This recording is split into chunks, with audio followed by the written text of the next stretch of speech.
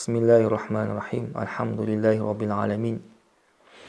Wassalatu wassalamu ala sayyidina Muhammadin khatamin nabiyyin wa ala alihi tahirin wa sahabatihi ajma'in. Құрметті шәкірттер, қазіргі жел сілкінісі жайында Түркияда болған әртүрлі сұрақтар қойылды. Соның бірі, Алла субхану ва тағала неге мұсылмандарға азап жібереді? Неге мысалы кәпірлерге азап жібермейді? Әртүрлі елдер бар ғой, зина тараған, діні жоқ, мешіт жоқ елдерде. Не үшін, не себепті? Олардың күнәлары себепті ма? Немесе Алла Тағала астағфирулла мұсылмандарды қолдамай ма деген секілді әртүрлі күмәнді пікірлер келетін сұрақ ше. Сол мәселе жайында ағайындар қозғасақ кішігірім. Бұл негізі пайғамбарымыз саллаллаху алейхи вассалам ол нәрсеге жауап бергеннен кейін ағайындар. Хадис келеді. Бұл хадистің үкімі сахих хадис. Ан Аби Муса Аш'ари радиаллаху анху қала Расулуллахи саллаллаху алейхи вассалам. Пайғамбарымыз саллаллаху алейхи вассалам айтады: Уммати хазихи умматун мархума. Қараңыздар, бұл менің үмбетім Алланың рахметінен бөлінген үмбет дейді. Ғалымдар осы хадисті түсіндіреді. Алланың рахметінен бөлінген үмбет дегеніміз рас. Пайғамбардың үмбеті Алланың рахметіне бөлінген үмбет. Мысалы басқа үмбетте, мысалы Муса алейхиссалам заманында бір күнә істейтін болса, күнәлардың мөлшеріне қарай өздерін мысалы азаптағанда, олардың тәубе жолдары сондай болған. Мысалы Алла асырасын, діннен шығып кететін болса, өздеріне қол жұмсағанда, оның тәубесі сондай. Өздерін өлтіріңдер деген Алла Тағала. Мысалы Лут алейхиссалам заманында не күнә істеді, сонда бозғындық жасады. Алла Тағала олар түгелдей жоқ қылды, бүкіл елді ше, бүкіл қаланы. Артынша Алланың азабы келді. Дәл сол Нух алейхиссалам заманында, дұрыс па? Жер бүкіл бағанда сол жерді су тасқын болды. Кәпірлерді Алла Тағала не істеді? Бәрін өлтірді. Олар кәпір болып өлді. Көп ондай мысалдар. Біздің пайғамбарымыз айтады: Уммати хазихи умматун мархума. Бұл менің үмметім Алланың рахметінен бөлінген үммет дейді. Яғни біздің үмметіміз, егерде біз күнә істейтін болсақ, Алла субхану ва тағала бізден бұйырады дегенді, бізден бұйырады, тәубе етуге бұйырады бізден. Егер біз күнә істейтін болсақ, күнәнің артынша бізде Алла Тағала азап жібермейді ағайындар. Біз күнә істейтін болсақ, біздің күнәміз шынайы ықыласпен күнәні Алланың алдында мойындап, өкініп, қайтып жасалмаға уәде етеміз. Сол арқылы біздің күнәміз кешіріледі. Хадистің жалғасы: Лейса алейха азабун фил ахира. Яғни сол үмбетке дейді, ақыретте азабы жоқ, ақыретте азап болмайды дейді. Ақыретте азап болмайды дейді. Қандай азап? Хадисте былай келеді: олардың азабы осы дүниеде берілген дейді. Азабуха фи дуния олардың негізі азабы дейді. Дүниеде әл-фитан, бүліктер, соғыс дейді. Уәл-зилзал, және жер сілкінісі. Уәл-қатл дейді, және өлтіру. Адам өлтіреді, зұлымдықпен өлтіріледі дегендей ғой. Қараңыздар. Бұл хадисті мағынасын түсінейікші. Алла пайғамбарымыз не дейді? Оларға азап жоқ дейді ақыретте. Мен үмметіме азап жоқ дейді. Яғни мағынасы Алла субхану ва тағала мүминдер, әрбір мүминдердің өзінің күнәсі бар, дұрыс па? Өзінің мөлшері күнәсі бар. Бірақ та Алла субхану ва тағала кейбір мұсылмандарға осы дүниеде қиындық жіберетін, азап жіберетін ағайындар.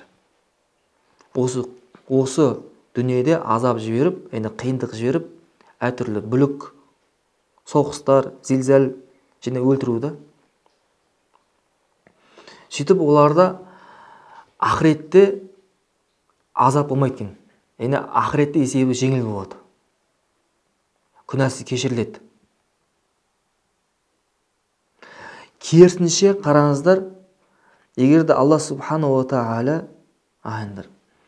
мұсылмандарға зилзал жіберетін болса, сол зилзалмен қайтыс болатын болса, олар ақыреттік шахид болады. Олардың күнәлары кешіріледі. Және ақыретте есебі де жеңіл болады. Ал үйінде аман есен өмір сүргендер, нығметке батқан, нығметке шомылғандар, керісінше олар ертең сол бізге көңіл айтуы мүмкін да, ағайындар. Бізге көңіл айтуы мүмкін да. Өйткені тағы да хадис бар екен. Пайғамбарымыз саллаллаху алейхи ва саллям. Қараңыздар. Бұл хадис Ан-Джабир радиаллаху анхудан келеді. Пайғамбарымыз саллаллаху алейхи ва саллям айтады: "Явадду ахлул афияти яумал қиямати хина юъта ахлул балаи ас-саваба лау анна джулудахум канат қурридат фи дуния бил мақариди." Субханаллах. Бұл дүниеде амандықта болған, дүниенің рахатына бөленген да, тыныш өмір сүрген. Бұл дүниеде амандықта болған кісілер қиямет күні сынаққа ұшыраған кісіге берілген сауапты көрген кезде, әртүрлі сауап беріледі оларға, дұрыс па? Алла тағала айтады, Құран кәрімде дейді, ағайындар, сабыр еткендері үшін есепсіз сауап беріледі. Есепсіз да, оның есебін Алла біледі тек қана. Адамдар оны санай алмайды. Олардың сауаптарын көрген уақытта бұл дүниеде терілері, қайшылары мен пышақтары мен бар ғой, ағайындар, бөлшектеп кесілуін қалай деген ағайындар. Көріңіз ба? Арман қылады екен да. Сол үшін керісінше де Алла тағала мұсылманға азап жіберетін болса, әртүрлі хадисте келгендей бүлік, жер сілкініс, соғыстар бар ғой, олардың дәрежесі биік болады. Олардың дәрежесі биік болады. Оларды Алла тағала жеп көргендіктен емес, бәлкім оларды жақсы көргендігі үшін әртүрлі сынақ береді, ағайындар. Пайғамбарымыз саллаллаху алейхи ва саллям айтады: "Мән юридиллаху бихи хайран юсиб минху" дейді. Алла тағала кімге жақсылықты қаласа, қиындықтармен сынайды дейді, ағайындар. Пайғамбарымыз саллаллаху алейхи ва саллям айтады: "Ма юсибул муъмина мин васабин вала насабин вала сақимин вала хазанин hatta hammi yahummuhu hatta ham yuhammuhu illa kufira bihi min sayyiatihi. Қараңыз, мұсылмандарға қандай бір кезіккен мазасыздық, қиындық, шаршау, ауру, тіпті уайым жететін болса, олардың күнәлары кешіріледі дейді. Сол үшін күнәлар кафарат болады дейді ағайындар. Ал енді зілзаламен бұрынғы қайтыс болатын болса, басқа риуаятта тіпті аяғына тікен кіретін болса, күнәсі кешіріледі дейді ағайындар. Жай ана тікенді, ал енді жер сілкініс болса, сол нәрсе табиғат апатымен қайтыс болатын болса, онда Алланың алдында пәк күйінде қайтады, күнәсіз. Өйткені олардың күнәларына, ағайында, әр адам күнәсі бар ше. Немесе Алла тағала сынақ береді, осы нәрсеге қарай олардың дәрежесі биік болады. Еселеп сауап беріледі оларға ше.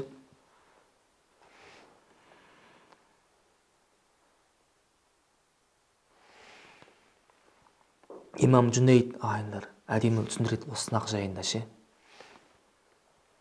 Имам Жүнейд, Алла осыға разы болсын, былай дейді: Алла тағала бір мұсылмандарға сынақ беретін болса, онда үшке бөледі ағайындар. Бірінші ең үлкен дәреже екенді. Алла тағала бір кісілерге сынақ беретін болса, ол сол сынақты Аллаға тапсырады. Алланың қалауына тапсырады. Мүлдем қайғырмайды. Аллаға арыз айтпайды. Олар Алланың алдында ең үлкен дәрежесі биік болады екен. Алланың дәрежесін, Алланың алдында ең үлкен дәреже ағайындар ол. Мүлдем әсерленбейді. Бәлкім Алланың қалауы болғандықтан, Алланың қалауын өзінің қалауына артық көреді. Бүкіл нәрсені артық көреді. Шейх Ибн Атауилла Сакандри айтқандай ағайындар. Мысалы, бір таяқпен итті ұратын болсан, ит не істейді? Таяқты тістейді дейді. Өйткені ақымақ білмейді, ол ақыл жоқ, оның ше иттінше. Ол білмейді, оны ұрған кім? Адамды. Дәл сондай болып қалғанбыз ғой біз. Бір қиындық келетін болса, бірінен көреміз да, адамдардан көреміз, табиғаттан көреді деген секілді. Жоқ, бұны істеуші Аллады. Алла екен біледі, Аллаға тапсырады болды. Аллаға разы болады бұл нәрсеге. Дәрежесі биік болады яғни Алланың алдында. Шейх Фудайл ағайындар баласы қайтыс болған уақытта көңіл айтып келеді. Сол уақытта айтады жамағатқа ше: балам қайтыс болды, сен көңіл айтып келдіңдер дейді. Бұл Алланың қалауы болды, мен Алланың қалауына разымын ғой дейді. Кеше мен жамағат намазға қатыспаған едім, неге маған көңіл айтпадыңдар дейді. Негізі көңіл айту сол кезде лайығырақ дейді ағайындар. Рас ше. Үлкен дәрежеде биікті ол. Яғни бүкіл нәрсені Алладан көру ағайындар. Соны қабылдау. Пайғамбарымыз саллаллаху алейхи айтады: «Ла тағдаб уәләкәл жәнна», ашуланба, саған жәннат болады дейді. Яғни ашуланба деген ағайындар, ашулану да Алланың тағдырына разы емес деген белгісі. Көрдіңіз ба? Егер де мысалы бір нәрсе ашуланса, ол Алланың үкіміне разы болмаған белгісі. Ол не істейді? Ашуланбайды. Бұл нәрсе Алланың қабылы, Алланың ісі болды. Аллаға тапсырады. Екінші ағайындар, кейбіреулерге күнәсіне кешірімді болады. Екінші дәрежеде соған сабыр етеді, соған күнәсіне кешіріледі. Пайғамбарымыз саллаллаху алейхи айтқанда, сабырлық алғашқы кезде дейді ағайындар. Білесіздер, Сахи Муслимде келеді, бір әйел баласы қайтыс болады, жылайды. Пайғамбарымыз өтеді жолдан, сөйтіп айтады: сабыр ет дейді, Алла үшін. Сіз әлгі әйел пайғамбарымызды танымайды. Өйткені пайғамбарымыз саллаллаху алейхи өте қарапайым болған да ағайындар, танымаған екен да. Илайка анни дейді да, менен ұзақ бол, менен ұзақ бол. Не шаруам бар деген секілді айтады ғой. Пайғамбарымыз саллаллаху алейхи үндемей кетіп қалады.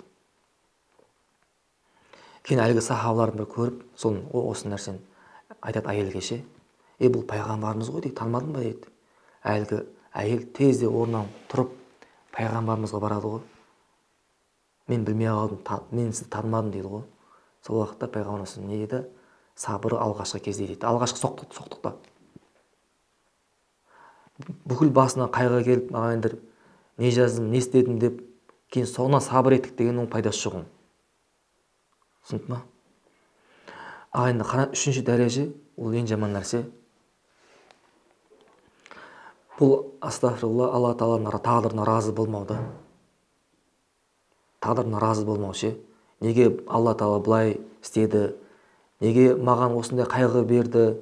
Мен не істеп қойдым? Аллаға арыз айту. Енді осындай кісілерге, осындай нәрселер сынақ келетін болса, егер осындай нәрселер аузынан шығатын болса, енді Алла разы болмайтын нәрселер. Оның күнәсі кешіріле ма? Жоқ, оның күнәсі кешірілмейді. Керісінше оған ағайындар азап болады. Керісінше азап болады. Яғни басымызда қандай сынақ келетін болсақ, ол өзімізге байланысты деген ғой. Соны қалай қабылдаймыз? Сол нәрсе разы болатын болсақ, сауапқа кеңелеміз. Сол нәрсе разы болмайтын болсақ, күнә аламыз ағайындар. Пайғамбарымыз саллаллаху алейхи айтқандай, мұсылмандардың өмірі қандай керемет дейді, қараңыз. Басына қайғы жететін болса, сабыр етеді, сабыр еткен үшін не істейді? Сауапқа кеңеледі. Қандай бір басына мұсылман бір жақсы хабар келетін болса, не? Аллаға шүкір етеді, сол үшін не? Сауап алады дейді. Сол үшін мұсылман басына қандай бір қайғы келетін болса, ағайындар, біліп қойыңыздар да. Сол қайғыны қалай қабылдаумен болады ғой. Алланың алдында сенің дәрежең солай білінеді. Егер сол нәрсені Аллаға разы болып, Алланың үкіміне разы болсаң, сен Алланың алдында дәрежең биік болады. Күнәң кешіріледі. Ал егер соған наразы болатын болсаң, онда сен күнәң кешірілмейді. Сол үшін пайғамбарымыз айтқандай, ағайындар, мұсылманның менің үмметіме ақыретте азап болмайды. Қандай кісілерге бұл дүниеде азап берілген да. Қандай әртүрлі бүліктер, соғыстар, өлтіру, жер сілкінісі. Өйткені олардың күнәлары кешіріліп қойды. Алланың алдында есеп-қисап жеңіл болады. Есепсіз сауап беріледі. Олар жәннаттық болады, иншалла, Алланың қалауымен. Сол үшін мұсылмандар жайында жақсы ойда болу керек. Егер күнә істеп қоятын болса, онда осы сынақ күнәларына кәфарат болады. Күнәлар кешіріледі. Егер де оның алдында ізгі құл болатын болса, онда олардың дәрежесі биік болады, керісінше. Керісінше Алланың алдында ұлы дәрежеге ие болады. Міне, әрбір адам сынақты осылай қабылдау керек екен. Пайғамбарымыз айтады тағы да хадисте, «Айна айзамил жазаи ма айзамил бәлә» дейді, қараңыздар. Ең ұлы сауап көп сынаққа ұшыраған кісіге беріледі, ағайындар. Ең ұлы сауап көп сынаққа ұшыраған кісіге беріледі. Аллаға Тағала жақын көрген пенделерге, Алла Тағала, ағайындар, жақсы көрген пенделерін сынайды дейді, ағайындар. Иза ахабба қауман ибталахум. Қараңыз, егер Алла Тағала бір кісіні жақсы көретін болса, оларды сынайды дейді. Фаман радия фалахур ридо. Кім Алланың сынағына разы болатын болса, біз айтқандай, Алланың разылығы болады дейді. Уаман сахито фалаху сахт. Егер де Алланың разылығына, яғни Алланың үкіміне, тағдырына разы болмайтын болса, не фалаху сахт дейді. Онда Алланың азабы болады дейді. Алланың ашуы болады дейді. Көрдіңіздер ме? Сол үшін бұл сынақты мұсылман баласы ағайындар Алланың тағдырынан, Алланың қалауы болды, мұсылманның күнәсі кешірілді деп қабылдау керек. Әртүрлі нәрселерді айту керек емес. Алла Тағала керісінше ағайындар, субханалла, Алла Тағала ағайындар кәпірлерге дүние мүлік беру мүмкінші, молынан беру мүмкінші. Не үшін? Ақыретте оларға күйзелтуші азап болу үшін. Құран кәрімде көптеген баяндаған. Оларға дүниені төгіп береміз. Не үшін? Ақыретте азап болу үшін, күйзелтуші азап болу үшін. Алла Тағала ағайындар дүние мүлікті мұсылманға да, кәпірлерге де бере береді. Пайғамбарымыз айтқандай, Алла субханала тағала құдси хадисте айтады, егер де жер менің құзырымда дүние бар ғой, шыбының қанатындай құндылығы жоқ дейді Алла Тағала. Егер де дүние шыбының қанатындай құндылығы болғанда еді, кәпірлерге бір жұтым су бермес едім дейді. Сол үшін дүниенің ешқандай, бұл Алланың сынағы, кәпірге де мұсылманға береді. Ең маңызды мұсылмандар оны қалай қабылдау керек. Қалай қабылдау керек сынақты ше, соған қарай дәрежеге ие боламыз. Субханак Аллахумма бихамдика ашхаду ан ла илаха илlalloh астағфирука ва атубу илейк. Алла разы болсын.